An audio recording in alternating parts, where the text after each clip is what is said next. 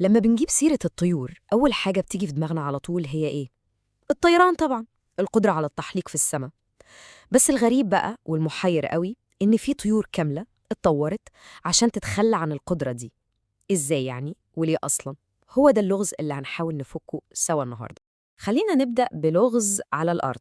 الطيران ده يعتبر قوة خارقة لأي طائر، بيهرب بيه، بيصطاد بيه، بيسافر بيه آلاف الكيلومترات.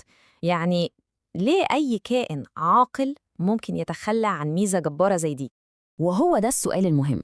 لو الطيران هو أهم سلاح عند الطيور، إزاي بقى أكتر من 60 فصيلة على مر العصور قررت إنها تعيش على الأرض وما تطرش؟ أكيد في سبب وجيه جدا ورا القرار التطوري ده. طيب بصوا بقى، الموضوع عامل زي أي حاجة في حياتنا، ليها وشين. الطيران ده قوة خارقة بس له تمن، وتمن غالي كمان، يعني مش ببلاش. عشان الطائر يقدر يحلق في السماء هو محتاج بيدفع طاقة جبارة، وكمان لازم جسمه يفضل صغير وخفيف. ومن هنا بقى بتبدأ الحكاية كلها. وهنا نيجي للنقطة المحورية، التكلفة الباهظة للطيران.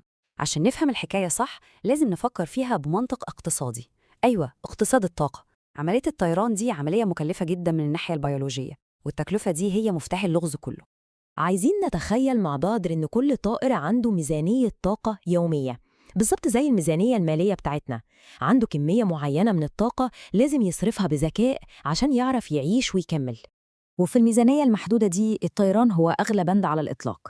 ممكن نعتبره زي عربية سباق فخمة أدائها رهيب بس حرفياً بتشفط البنزين، بتخلص الميزانية في ثواني. والرقم ده بيلخص حاجات كتير قوي. شوفوا، 90%. متخيلين؟ في طيور ممكن تصرف 90% من طاقة يومها كله بس عشان تطير وتفضل دافيانة، بس كل حاجة تانية في حياتها بتاخد ال10% اللي فاضلين. ده استنزاف طاقة مش طبيعي. وهنا الموضوع بيكبر شوية. الميزانية دي مش بس ميزانية يومية، دي ميزانية تطورية. في عالم التطور مفيش حاجة ببلاش، كل صفة بتكتسبها ليها تمن، وكل حاجة عبارة عن مقايضة أو تريد أوف.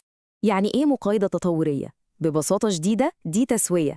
عشان تاخد ميزة معينة لازم تتنازل عن ميزة تانية. مستحيل تاخد كل حاجة مع بعض. الطبيعة بتفرض على الكائنات إنها تختار.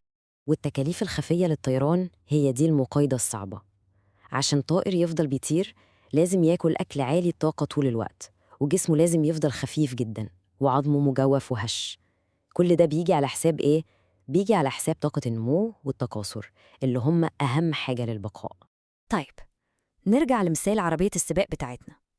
إيه الظروف اللي تخلي أي حد يقرر يبيع عربيته الغالية اللي بتستهلك بنزين بالهبل دي؟ الإجابة المنطقية لما ما يبقاش محتاجها أصلاً. وهنا بنشوف بقى المكسب الحقيقي من عدم الطيران. لما الطائر يبيع قدرته على الطيران بيقدر يستثمر كل الطاقة اللي وفرها دي في حاجات تانية مهمة بكتير في بيئته الجديدة. والسيناريو المثالي بيحصل إمتى؟ لما مجموعة طيور توصل بالصدفة لجزيرة معزولة، جزيرة فيها أكل بالكوم، والأهم من كل ده ما فيهاش أي حيوانات مفترسة. فجأة عربية السباق دي بقى ملهاش أي 60 لازمة. والخطوات دي بتورينا الحكاية حصلت إزاي بالظبط. أول حاجة، الطيور بتوصل للجنة دي، البيئة الآمنة. تاني حاجة، الطيران كوسيلة للهروب بيفقد قيمته تماماً، مفيش خطر أصلاً. وهنا بقى بتيجي النقلة الكبيرة، إعادة استثمار الطاقة. بدل ما الطاقة تروح للأجنحة بتتوجه لنمو الجسم والتكاثر، والنتيجة مع جيل ورا جيل الأجنحة بتصغر والأجسام بتكبر. الرسم البياني ده بيوضح الفكرة بشكل ممتاز. في الأول شوفوا قد إيه الطاقة رايحة بس لصيانة قدرة الطيران، لكن بمجرد ما البند ده بيتلغي من الميزانية شوفوا الطاقة دي كلها بتروح فين. بتتضخ في النمو وفي التكاثر. من وجهة نظر تطورية دي صفقة ناجحة 100%. إذن التخلي عن الطيران مش عطل أو باج، بالعكس ده فيتشر أو ميزة متخصصة. التطور مش بيسعى للكمال، هو بيسعى للحل المناسب كفاية للظروف الحالية.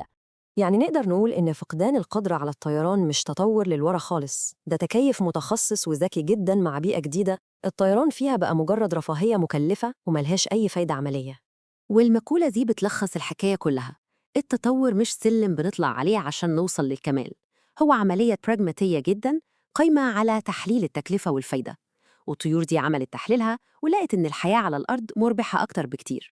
وده يخلينا نسأل سؤال أخير، يا ترى إيه تاني في عالم الطبيعة من قوة خارقة ممكن تكون الكائنات اتخلت عنها؟ كل ده في مقابل ميزة أبسط وعملية أكتر بتساعدها على البقاء والنجاح. سؤال فعلا يستاهل التفكير.